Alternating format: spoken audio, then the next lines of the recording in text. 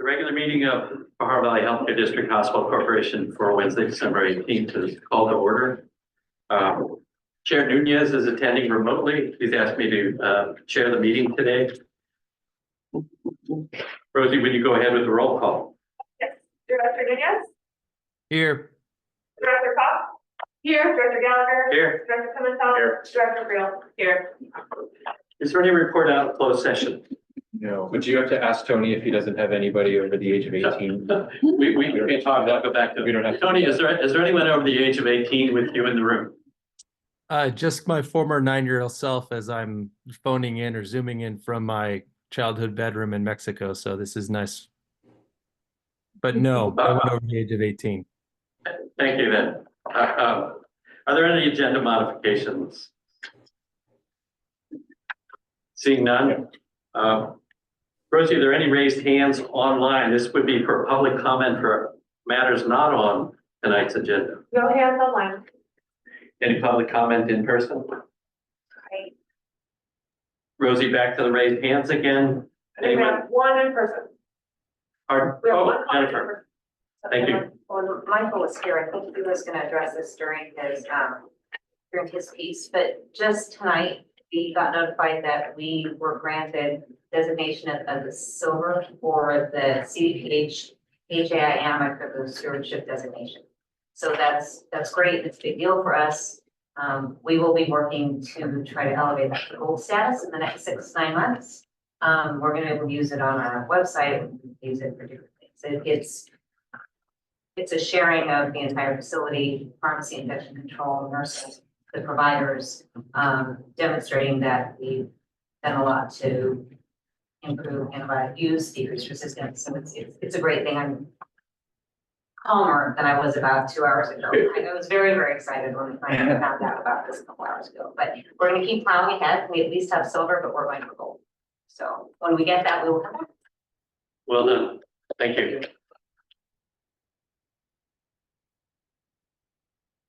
Rosie, anybody else online? Nope, no one online. Thank you. Let me ask, do I read the paragraph or we're beyond that? It follows that, no. Any comments from board members? Just to thank our former board member, Marcella Devantis, who stepped in at a time when we needed help. And I appreciate her, not just plugging in, but reading every packet, asking a ton of questions, being engaged from the beginning. Marcella, wherever you're at, thank you for your time on this board. And we appreciate you. You're a perfect example of the community stepping forward, being engaged. Welcome, Alex.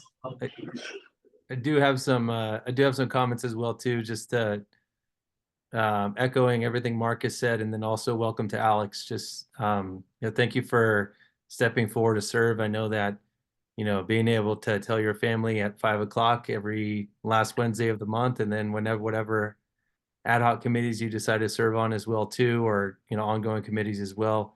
It's a big commitment, and so just thank you so much for stepping forward and donating your time to the community for the better of the community. So welcome to the team. The next item is our consent agenda. The 2 items are minutes and policies and procedures. Is there any public comment on these? No hands raised No online. hands, anyone in person? Can I ask for a motion to pass these, please? I'll move a motion for approval with the comment of thank you to staff for always including the red line. It's very helpful to see that. And it's really exciting to see all the policies coming forward for our cath lab. I move approval. I'll Second. Rosie? Okay. Okay, yes. Yes, all right, we'll take roll call. Director Nunez? For roll call, Director Nunez? Yes. Director Cox? Yes. Director Gallagher? Yes. Director Pimentel? Yes. And Director Briel? Yeah. The next items are the discussion items. The first being the MEC report. Is there any public comment here? No hands online. Did I ask for a motion to pass the MEC report that was presented in closed session, or does it need to be represented? No, okay. I'll move to approve. I'll second that.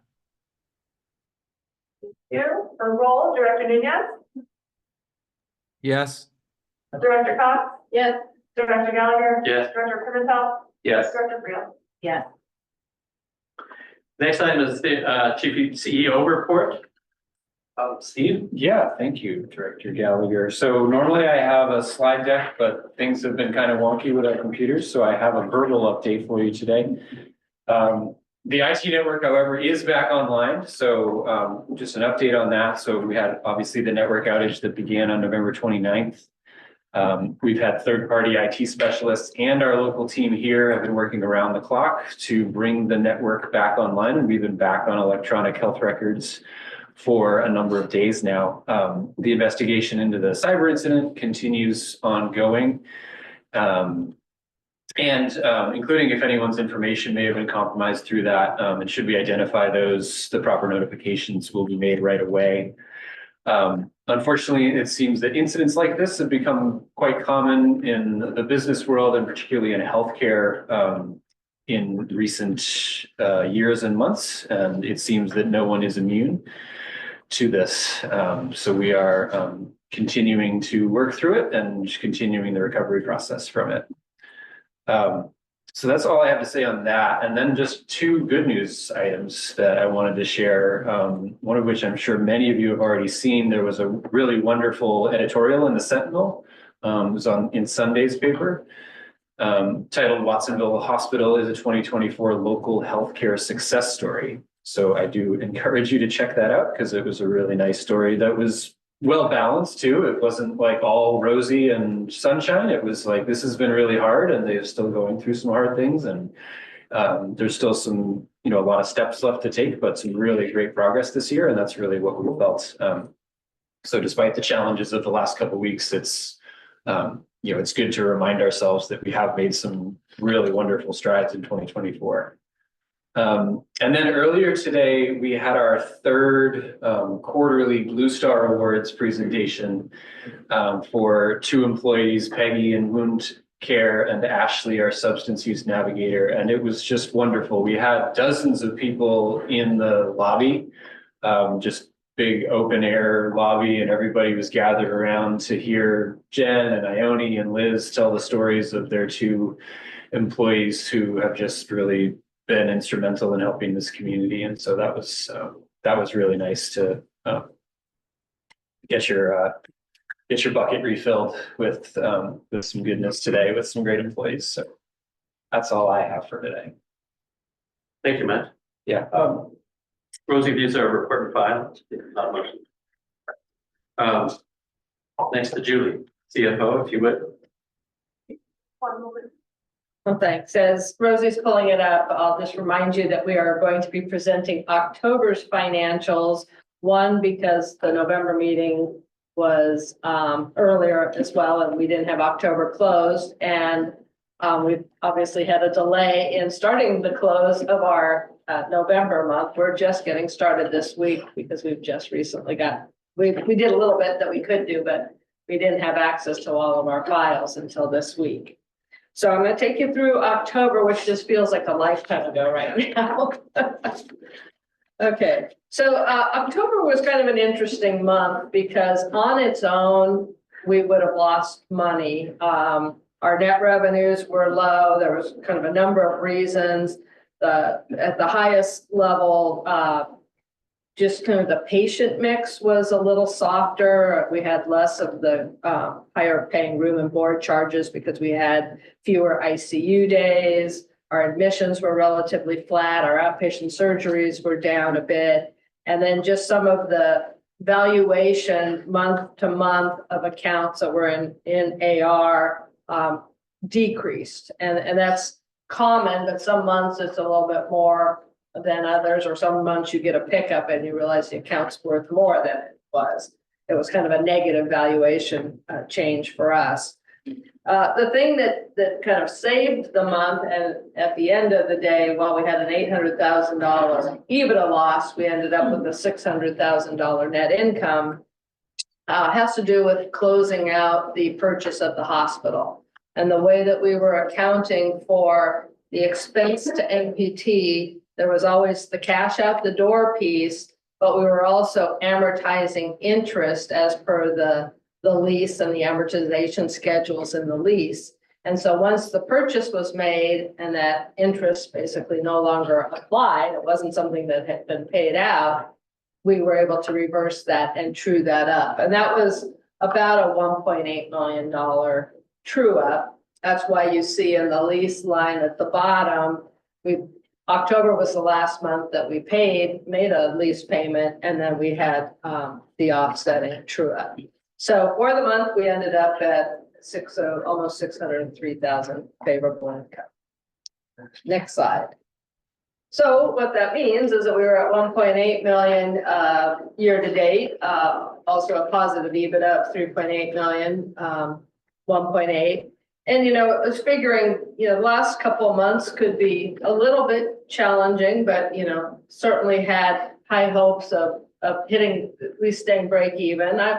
I'm still going to be cautiously optimistic that we can do better than break even. However, there's a lot of unknowns right now, especially in the fact that we have not closed November. And we have some expenses we were not expecting.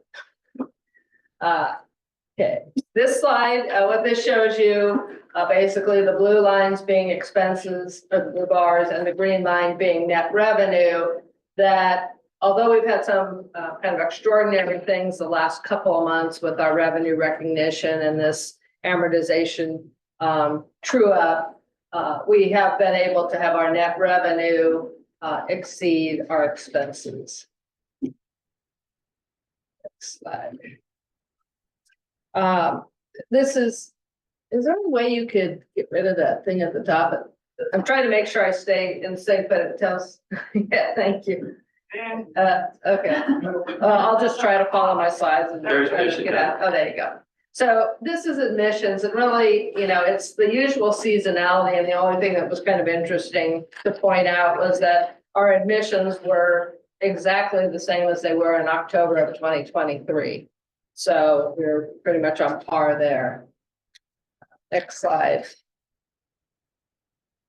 Now I took away your change, sorry. Okay, so admissions per day, you know, it follows really the admissions. Next slide. Here's where we do see a little bit of difference. You know, this year we started with the kind of further push on making sure patients were appropriately recognized as inpatients versus observation cases, knowing that if we categorize them wrong, we're not necessarily going to get paid for the incorrect designation. So we've been tracking our observations along with our admissions, because on the nursing units and for most of the units, it feels the same. You know, there's more patients, but the status just changes how we're paid. So here, while we have the same number of admissions, we're up about 20 observation cases as compared to October of 23. For the most part, throughout the year, we've ranged in the 80 to 100. We've had 1 month where we had some pretty high observation cases, a month here, you know, well, the last low month was last October. So we tend to run about 80 to 100 observation cases a month. Next slide. Here's deliveries. We had 66 deliveries for the month. Not our highest, because we were higher earlier in the year, but considering that the last 4 or 5 months had been low, this was a bit of a pickup. 3 less than we did last October, but 9 more than we did in September, and about 4 more than we did in August. Slide. Average daily census and length of stay, and we averaged just under 31 patients for the month of October, 31 patients per day, and a length of stay of 3.6, pretty close to what we were doing this time last year. Next slide. Acuity, you know, the case mix has been down the last few months, and it did start to rebound this month more into where we've been running at about 1.43. And that's pretty close to our averages, other than that the last 2 months had been unusually low. On the outpatient, we did 128, almost 129 outpatient, non-ER outpatients. And then we did 92, almost 93, no, it's the averages, so 92.5, round up to 93 patients per day in the ED.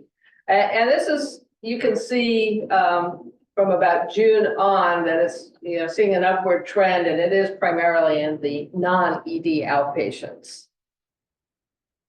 Next slide. Total surgeries picked up a little bit this month. The inpatient surgeries were down about 8 from last month, but outpatient surgeries were up 14. And we've also seen that inpatient versus observation categorization hit here, because the patients that were previously being admitted as inpatient that should have been observation, now being observation, that is considered an outpatient surgery. And so, you know, we are seeing that we're about 14 higher than we were at this time last year. And the robot has, you know, definitely increased from where we were last year. Last year we were at 11. This year we're at 25, and most of the months this year we've hit 20 or more robot assisted cases. Thanks. And then on the outpatient surgery by specialty or modality, you know, generally the general surgeon is the highest. We're about up 9, and we had 55 general surgeries out of, what did I say? We were at 117. So about half of our surgeries are in the general surgery. OBGYN and ortho tend to be the next highest, and that's pretty consistent month over month, that those 3 specialties are where the bulk of our cases are. And in most of the other cases, when you look at a month over month trend, it's up 1 or 2 or down 1 or 2, 3 cases. Next slide. Inpatient payer mix, a little soft this month on the commercial. That's the light blue at the top. We were at 15.4%, down from last month at 16.8%. Also softer than we were last October, where we were actually at 17.3%. The purple, which is our alliance patients, the managed Medi-Cal, it's pretty consistent, you know, fluctuates a bit, but we're at 41% there. And I would say the bottom blue, which is our fee-for-service Medicare, that has rebounded back up to 29% after having a couple of months at 23, just almost 24%. Slide. And then outpatient payer mix, it tends to be very consistent month over month. It's generally not much changed. Stronger payer mix with 22.7% commercial. And that's primarily in your outpatient services, because typically when I look at the ED, it's not as favorable to the commercial mix. And usually the alliance piece, which is purple here, which here it's almost 47%, is up closer to 51% in the ED. And that's the financial picture for October. Any questions?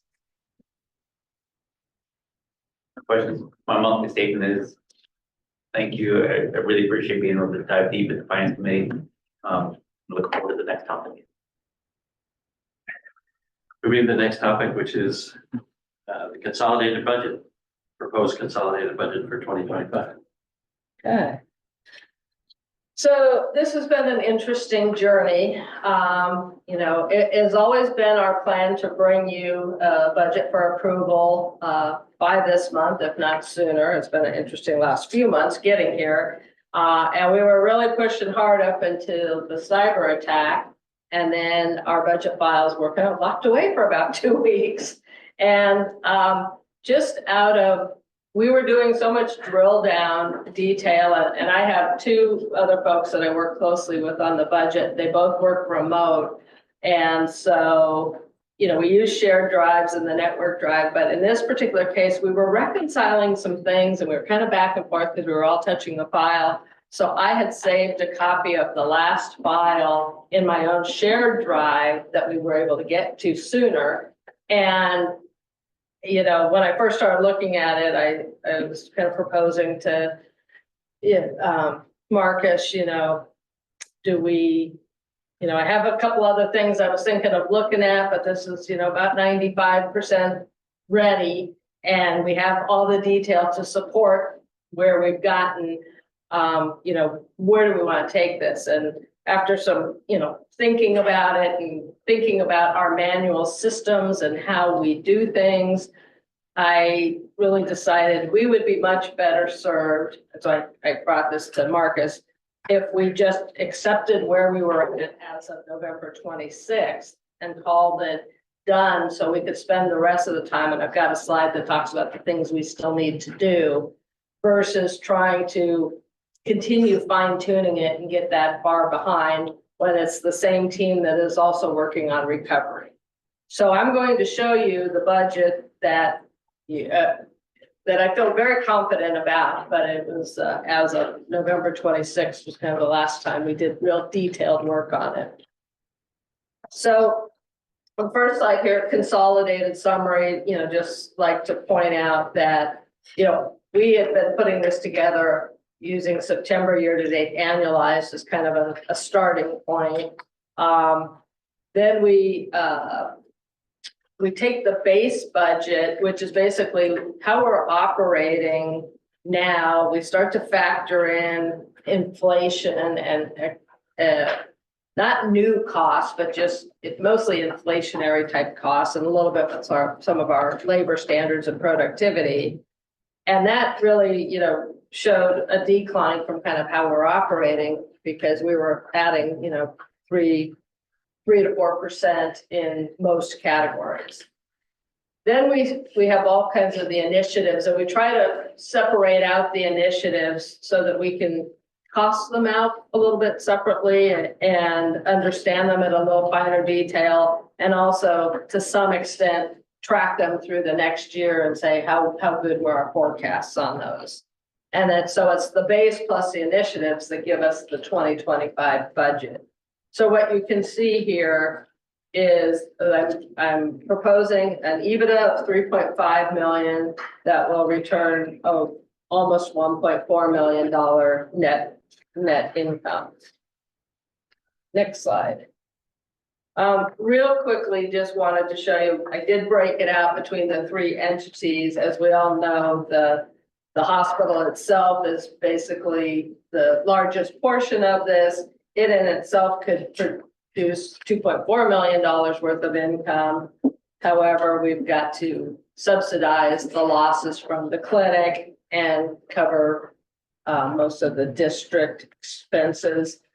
Interesting here, this is where, as we go through things, the district has always been operating at a loss because we have the MPT payment. We are proposing that we still have a lease payment between the hospital and the district, but it shows now differently in the financials because it used to be a below the line expense, and now it's factored up there as kind of rent and rental income. Next slide. So just some of the overall writing assumptions and points on the revenue. When we did our charge master review this year, we did a pretty strategic and a more detailed review than we've been able to do in the past. And we actually found some charges that were kind of out of market compared to our local hospitals around us. We were not competitive. And they weren't necessarily gaining us any more net revenue because our contract said this is what we're going to pay. And of course, with 80, 85, 86% government pay based on DRGs and APR DRGs, there wasn't money to be made there. It was just basically going straight to the write-offs. So, you know, we made some adjustments there and, you know, basically ended up with the overall charge master decreasing by 2.3%. We do have some charges that are increasing, and those usually run in the 3 to at most 7% range.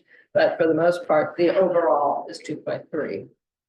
I point out that our volume increases before initiatives. This is work we did in June to determine where, based on 4 or 5 months of volume at that point, where do we feel comfortable projecting some increases? We were pretty conservative on the admissions. ED visits, they've just kind of continued to grow. Other outpatient visits, as you saw on that earlier slide, growing. So a little bit more there. You'll see in a future slide where those numbers look very inflated once you bring in the volume from the new initiatives. For our quality assurance fees, QAF, and our dish payments, we had to do some estimates. We know some dollars there based on the current program that's in place, but we also know that a new program is coming. We don't have the details of it. We hear little rumors that the QAF could be higher than it's been this year, but it's not really expected to be approved until maybe end of the first quarter, into the second quarter, and probably wouldn't start to see anything from it until the second half of the year. So we tried to do some conservative estimates more closely aligned with the current program because we didn't have much else to go on. We did go through our other operating revenues because that's where you do have one-time activity that's not going to carry forward. And we've seen that with some of the revenue recognition and loan forgiveness items from this year. And then we looked at some potential to reduce bad debt. As we are seeing some improvement in some self-pay collections, we also, for the first time, have a bad debt collections vendor that we didn't have in prior years. They've just been on board with us for a few months. So we've made some conservative estimates that they're going to be able to pick up some of the money we were basically leaving on the table before. Next slide. On the expense side, first off, we do a lot of things where we look at volume driven and kind of on an expense per adjusted patient day. So we have one less day to have expenses. And as I mentioned before, we've got the inflationary factors are running between 2.5% and 4%. As we do project volume increases, that often gives us some efficiency savings because we don't always need to, do a dollar for dollar increase. Sometimes the staffing can absorb the volume increase before we hit the point to bring in more staffing. All the expenses, we really did do a pretty deep dive through the expenses this year, trying to understand kind of what was under the covers and things, sometimes to a level we haven't been able to get to in past years. And so we're able to eliminate expenses or realize they're not going to recur. We did also add some expenses, and I'll be talking about that a little bit in the initiative slide. And as I mentioned before, the QAF fee, sorry that I realized after the meeting yesterday that I used QAF in one slide and HQAF in another slide. They're both the same thing.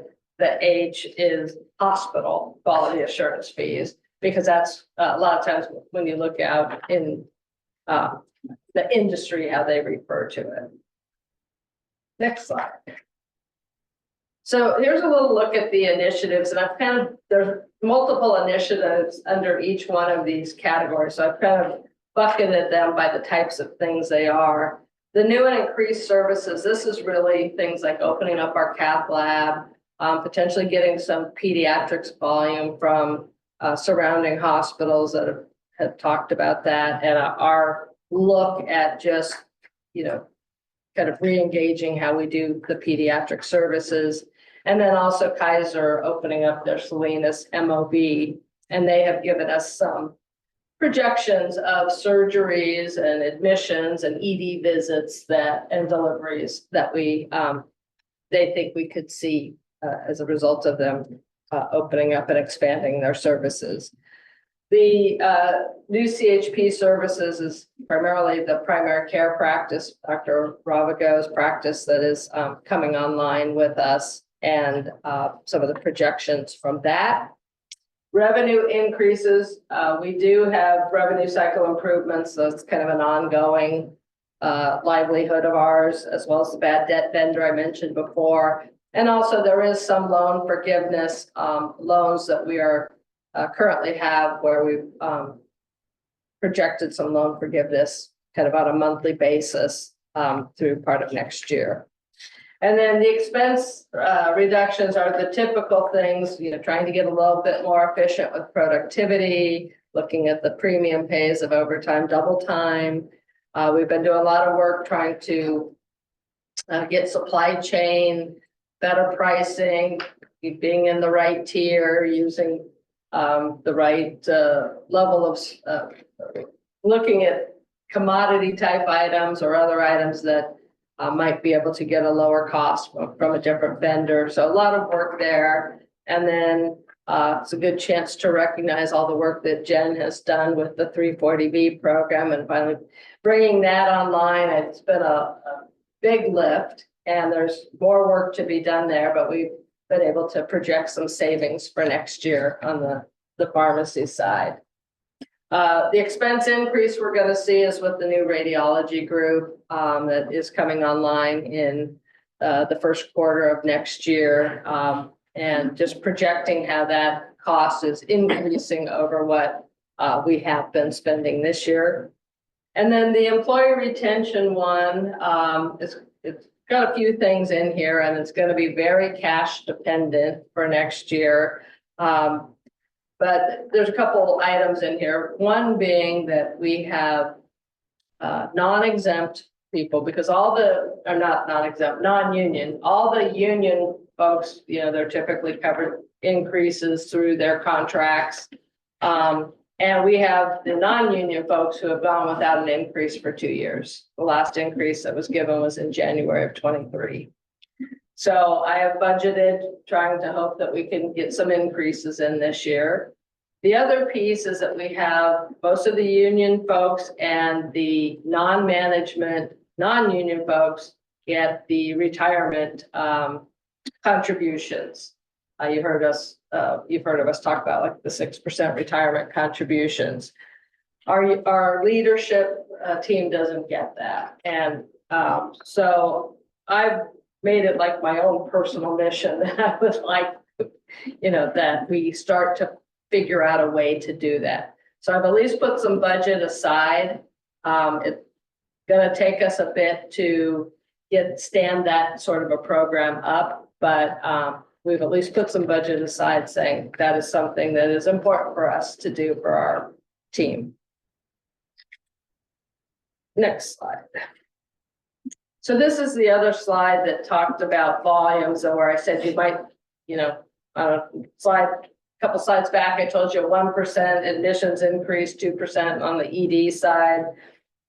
When you start to factor in the new services, I talked about the pediatrics, the Kaiser inpatient admissions, we might get the ER visits, the cath lab, which is all outpatient visits. That's where you start to see all of a sudden we've got these changes of, you know, 14, 15%. But it's really the 1% plus what we've kind of baked into the budget. And when we get these projections, we kind of put them in and then I discount them and I say, well, I'm not gonna, just because somebody told me this is what they think we're gonna do, I'm not gonna accept it at 100%. I'm gonna accept it at, you know, 50, 75%. And each initiative, I kind of just do my best assessment of what percentage I want to discount that by. So this is kind of where we've landed with that. I think probably the most amazing thing here is, you know, to think of the fact that we've got a 12-bed emergency room right now that's seeing 36,000 patients a year. That's pretty incredible. And that, you know, we're topping 71,000 for outpatient visits. So shows how much this community relies on the hospital just to come in and get their labs and their x-rays and their, you know, wound care, rehab, things like that. Next slide. Part of the way I also validate the budget, you know, the sniff test is through some basic KPIs. And, you know, one that's near and dear to our heart on the revenue side is the percent collectible revenue. And you can see, you know, going from 13% to 13.5%. That's, you know, still saying we're only collecting 13.5 cents on the dollar, but that's a significant increase for us. Some of that is coming, you know, through the revenue cycle initiatives. Some of that is just coming from the fact that, as I mentioned in our CDM increase, by reducing some charges that were just going to write-offs, it's going to help that number.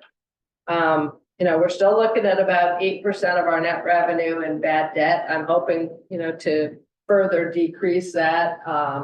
But again, trying to be conservative and not, you know, not assume that we can get there in one step. Most of the other things, it's just looking at these metrics and saying, how do they line up, you know, year over year, and can I explain the difference? And I've been able to go through each of these and say, yes, I know why this is. This makes sense. And that really just gives me that sense that I have confidence in the budget. And my final slide is number one, I am here to ask for board approval for this budget. And rather than say, oh, I need more time and drag it out into January, I really wanted to get the board approval because the behind the scenes work, there's still quite a bit of it to do to get this implemented. We will spread the budget monthly. We will be loading it you know, down to the department and account level. We've got to put together our 2025 reporting, both our reporting package and our kind of individual department reporting. This is all Excel, so we do not have a budget tool. So we are doing this in Excel. We will get the budget distributed to the leaders because we have been working with them. And the nice thing about it is most of them are like, where's my budget? Or they want to know what their budget are. That they haven't necessarily been happy. They're like, oh, I don't have a budget. I don't have to worry.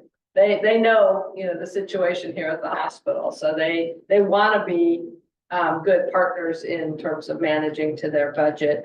And then we also have reporting requirements to our external partners, the various covenants that we have for our line of credit, our distress hospital loan, where we have to give them a summary level budget, you know, close to the year end. So for all those reasons, and the fact that I do feel very confident that this is a solid budget for 2025, I am asking for the board to approve the budget. Thank you very much for all this. Questions or comments from the board? A comment, of course. Oh, I'll go after you, Marcus. I just wanted to make sure you could hear me. yeah, I just want the community and everybody present to, you know, we started this conversation in June, right? Like, this is the plan. We start public conversation in the finance committee with the board. This is the plan, this is our schedule, this is our, and you come back every month with updates and progress reports, both at the finance committee level and the board. And I know that's like 2% of the work of the updates you've been doing. So I think you've done a really nice job, you and your team, of getting us ready for this moment. It's unfortunate, you know, sometimes external circumstances happen, and you've done it and proposed a very nice, elegant solution to get us there. So I have confidence in the budget being presented to us today. I understand the numbers more than I did, you know, the first year and a half. So I appreciate all the work and the transparency and the candor in which you operate and your team have put this together. Tony? Yeah, I have a couple of questions. So Julie, the 1,100 number for the KP Salinas ED visits, is that our projections or are those projections coming from KP that they've sent to us? They came from Kaiser. Oh, okay. Okay.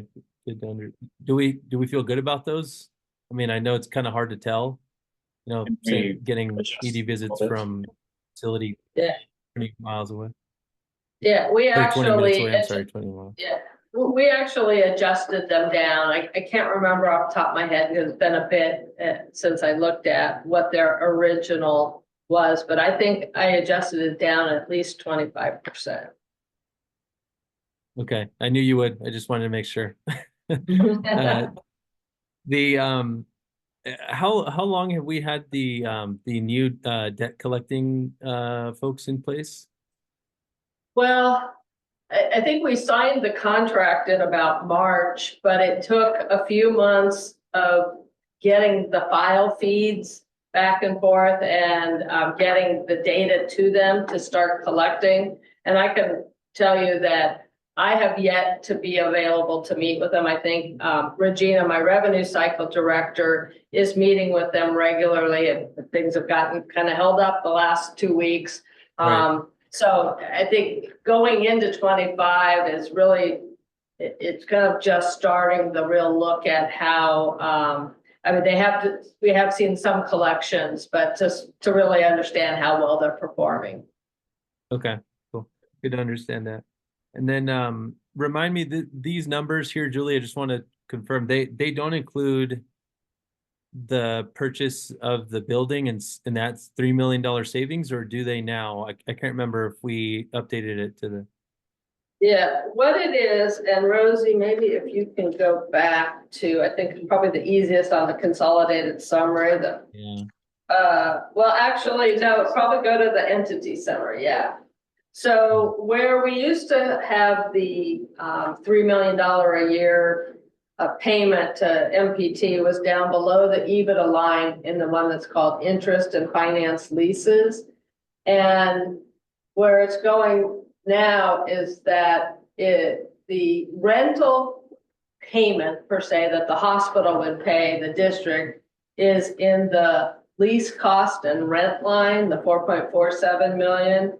And the income that the district would receive from the hospital is in the other revenue line, that 4.195. So at the end of the day, they offset each other as you consolidate, but that's how we record them from a financial situation. Okay, understood. And then in here, are we factoring in any of the other Measure N improvements, like any of the new equipment that we might purchase in 2025, or is that still too far out to include into here and what we'll be kind of tinkering with over the next few months in 25? We have made some estimates for depreciation because that's how it will be recorded is the depreciation expense. So we have tried to make our best estimates of what equipment will be purchased, roughly when it will be purchased, and we would start depreciating it and what its useful life is. So, you know, some of the things will be depreciated over 7 years. Some of them will be depreciated over, 10 to 12 years. We've also factored in that we now own the hospital and we're going to be depreciating that over 40 years. I don't think we added like CT volumes, did we, for like having a new CT scanner? No, I don't think yeah, we did that. yeah, we did not do that. So that's a conservative piece of that, I think, because those volumes could go up. Correct. Okay, awesome. Okay, that's all my questions. Thank you. So, anyone? Any public comment on the proposed budget? Rosie, you have any hands? I do not have any hands on. You folks in the audience here? All right then, thank you. The approval of the budget requires a resolution. There was a resolution in the packet. It's fairly short, 1 page. I ask for approval of the resolution to adopt the consolidated budget for Harvard Valley Healthcare District Hospital Corporation for 2025. I'll move approval. I'll second. Marcus. Thank you. All right, I'll take roll. Director Nunez, Yes. Director Cox, Yes. Director Gallagher, Yes. Director Patel. Yes. Director Braille. Yes.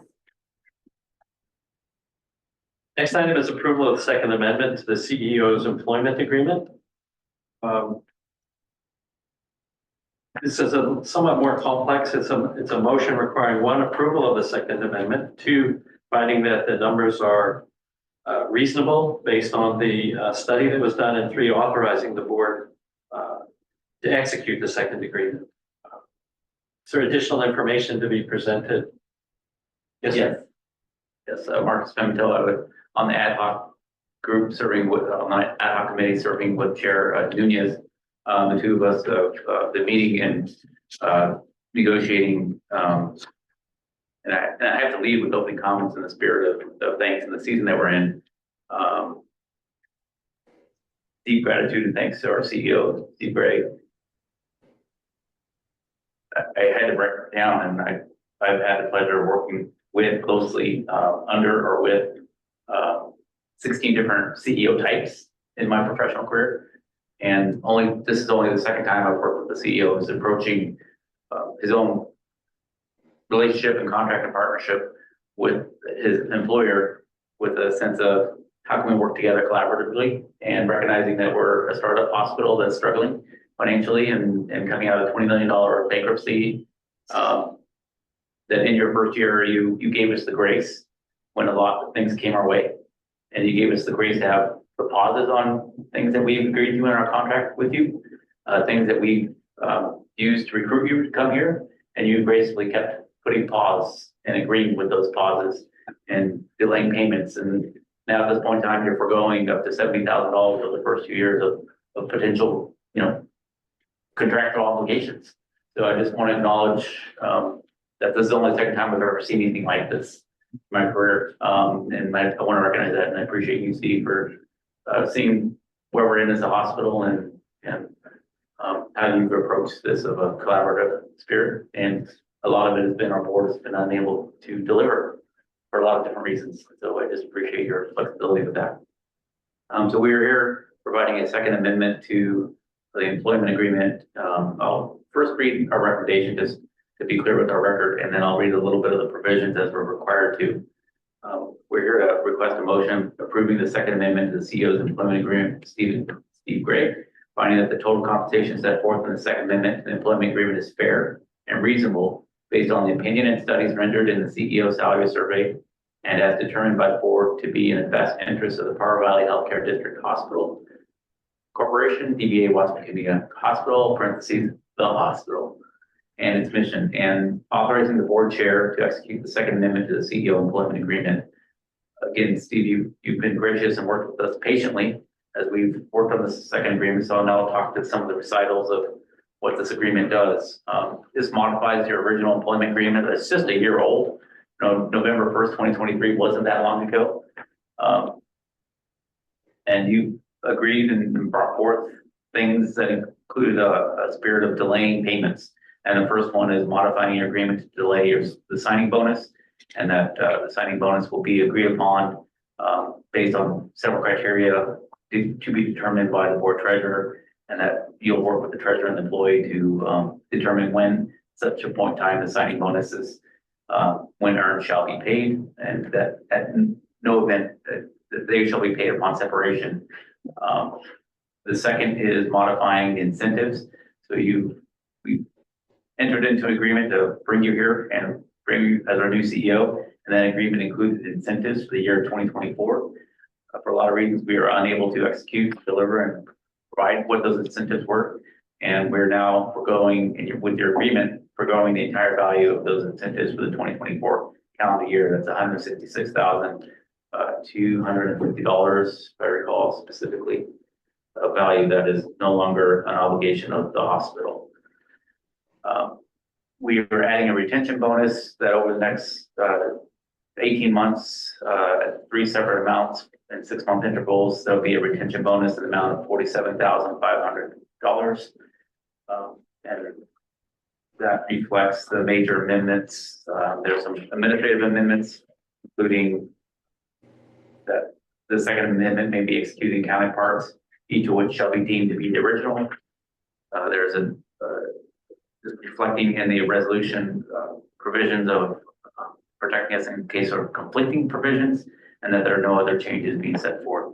Again, I'm trying to summarize verbally what is included in the second amendment of this agreement, just clear and transparent with anybody who's here. There is a 2-page board report that summarizes, or 3-page board report that summarizes this very well.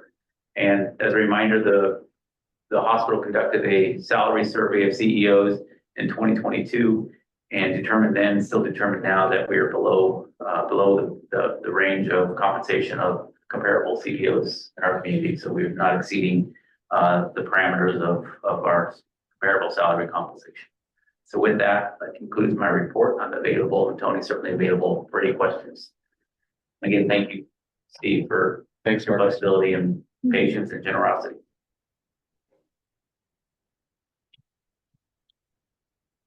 Tony, do you have other input? Just that, just to echo Marcus's comments about Steve and just his flexibility with everything that's been happening in the hospital. A lot has been going on, and Steve, 1 year feels like 10, I'm sure, or more. And just thank you for being flexible, and thank you for leading us through a really great first year and setting us up for what'll be hopefully a great second and third and fourth and fifth, and who knows how many years you'll like to stick around here. Hopefully plenty. I also like to thank my fellow ad hoc committee member, Marcus Pimentel. Marcus, just being able to work with you on this and to follow your guidance on this has been fantastic. And so I just appreciate all of your work that you put into this, and with everything that is going on with your position as well too. So just thank you for the time. And then in addition to that, for the entire board as well too, just for thank you for being very frank in our discussions around this issue as well too. And so I feel really comfortable about what's here before us, and I know the board and obviously Director Tavantes, or former Director Tavantes, had a lot of input on this as well too, and feel very comfortable and solid about what we have before us here today, and all of the teamwork that was done to get us to this point. So just thank you to everyone. I should have also, thank you, Tony. I should have added that included in the amendment is an attachment that lists out our incentives for the 2025 calendar year. And my comment about that is the board did a really nice job, and a lot of these are very high bar stretch incentives that if we get there, we're going to be a very, very, very happy place by the end of 2025. So I just want to call that attention and appreciate all the work, and thank you, Steve, and the team. Steve in particular, that helped put this work together for some of us who don't have a lot of experience with hospital terminology. Any other comments or questions? I'd like to entertain a motion. 1, approving the Second Amendment, 2, finding that it's reasonable, and 3, authorizing the board to execute. I'll move the motion. Staff recommendation. I'll second. Thank you. I'll go ahead and take the roll. Director Nunez? Yes. Director Cox? Yes. Director Gallagher? No. Director Pimentel? Yes. And Director Creel? Yes. The next item 8 is informational about the current officers, the past, the 2023 officers of the Hospital Corporation Board, and the 2024 officers in preparation for officer elections, which would occur at January 29th meeting. I think this is really informational, and anything else about it? It's a report and file, I believe. It's mostly informational. I just included the bylaws as they have been updated so that we may decide to, if y'all want to decide to form an ad hoc committee tonight, to solicit for volunteers for the offices, or to come forward at the meeting next month. I believe last year, Marcus and I were the ad hoc officer election committee. I think that seems like a reasonable way to approach this rather than just coming to the meeting. Yeah, I'll move that motion if we're all comfortable with, well, I'll make that motion to, as the board chair, to appoint Directors Pimentel and Director Gallagher as the ad hoc committee to bring forth nominations for the positions. Do I hear a second? I'll second. Thank you. Okay. I'll take roll on that. Director Nunez? Yes. Director Cox? Yes. Director Pimentel? Thank you. Oh. No, I was joking. I thought I was at a point in my career where I was no longer going to be voluntold, but I gratefully appreciate this, and thank you, Joe, for your trust. I accept it. And yes. Director Gallagher? Yes, a simple yes. Director Creel? Yes. So, Thank you all. The next item is the quality report. Michael Hain was here earlier. Is someone? He's up there? Oh, right. Michael, can you hear us? Good evening. Can you hear me? We can't. We can. One moment. Presentation up.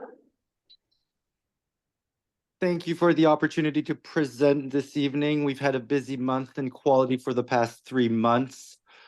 So I would like to report on the regulatory activity. Next slide. Thank you, Rosie.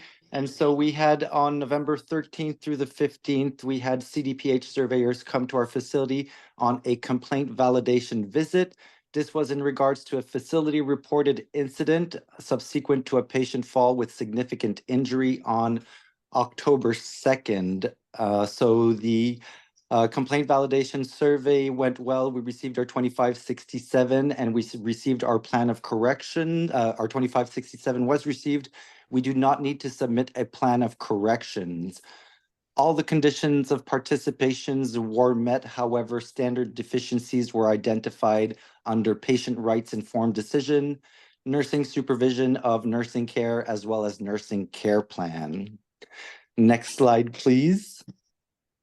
We had a second survey with CDPH subsequent to our facility reported incident of the internet disruption from the end of November. And so during this visit from December 9th through 11th, we had 3 surveyors, 2 nurses, 1 pharmacist. The survey went very well. They did have some preliminary findings, however. In one instance, conditions of admissions were not given to the patients upon their admission. 2 care plans were not initiated, and 1 medication was not administered. And these preliminary findings all came from the chart review that the surveyors did on their 2nd and 3rd days. The facility visit, however, went very well. On the next slide, please, and I believe this may be old news. So we did succeed in obtaining a safety grade of B, which is improved from a C in the Leapfrog Hospital grade. And so without belaboring the topic, I've noted on the slide areas that for opportunities for improvement at Watsonville Hospital, as well as areas in which performance was improved. Next slide, please.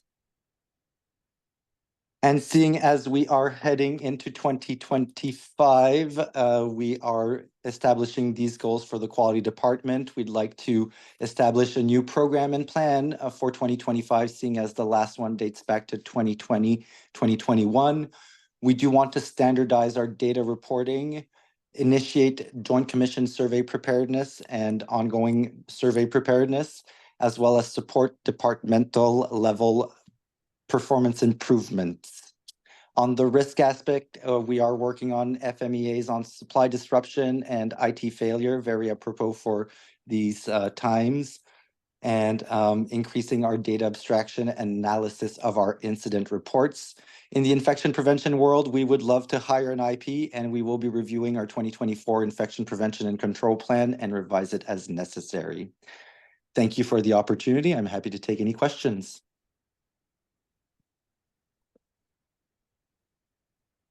I'm more of in a commentary mode tonight. I think it's the end of the year and just feel grateful for all that we've come through 2024. And it made it a little painful coming through the last month. But Michael, thank you for this report. And I want to go back to the slide, if you don't mind, or if you have it up with a leapfrog. I want to be in that moment for a half second. That's a big deal. Recognizing a lot of things, but I think like all of you, I don't think any of us do a great job celebrating our accomplishments because we all set high bars for ourselves, but this is freaking amazing. So I just needed to be in this moment. Thank you. That's great. Michael, could I ask, I appreciate the B as well, but can I ask, has there been anything significant or changes in falls, infections, central line infections, UTIs, any of those other measures that are tracked routinely? And so we've noted over the past 6-7 months a noticeable improvement in our Clostridium difficile healthcare acquired infections. The other infections are not hitting the mark, but C. diff infections, our last healthcare acquired infection goes back to May of this year, which is a significant improvement, seeing as during my first few months at the facility as Director of Infection Prevention, we had already 6 at that point. And so we are holding steady with the improvements that we've performed in our processes for healthcare acquired infections and C. diff infections specifically. Thank you. Michael, do you know, this is Marcus again, Michael, do you know when the last time we were at below a C, when we were at a B or lower? The hospital or anybody? I don't have access to data prior to 2021 on the Leapfrog website, so I do not have an answer for you, sir. That's totally fine, thank you. Matco, do you know? It's been a while, I haven't called We had one other meeting, probably about 3 years. One other B. Been a while. Thank you, folks. That brings us to the end of the agenda for the Hospital Corporation regular meeting.